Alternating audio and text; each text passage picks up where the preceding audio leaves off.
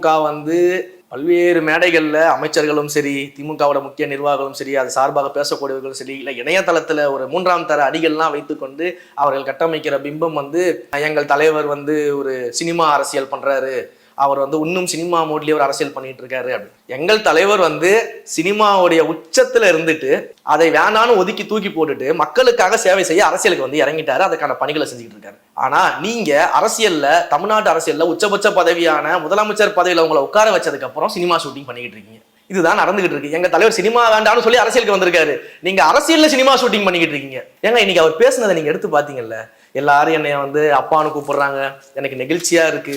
அப்பா என்ற வார்த்தை வந்து எனக்கு வந்து ஒரு நெகிழ்ச்சியை கொடுக்குது. அது ஒரு மிகப்பெரிய பொறுப்பு. அப்பாவுடைய கடமை என்னங்க? ஒரு குடும்பத்துல அப்பா இருக்காரு, அப்பாவோட கடமை என்ன? அந்த குடும்பத்தில் இருக்கக்கூடியவர்களோ இல்ல அவருடைய பிள்ளைகளோ தவறான வழி நடந்தா கண்டிக்கிறது தானே அப்பாவோட வேலை, அதை சரிப்படுத்துவதானே அப்பாவோட வேலை.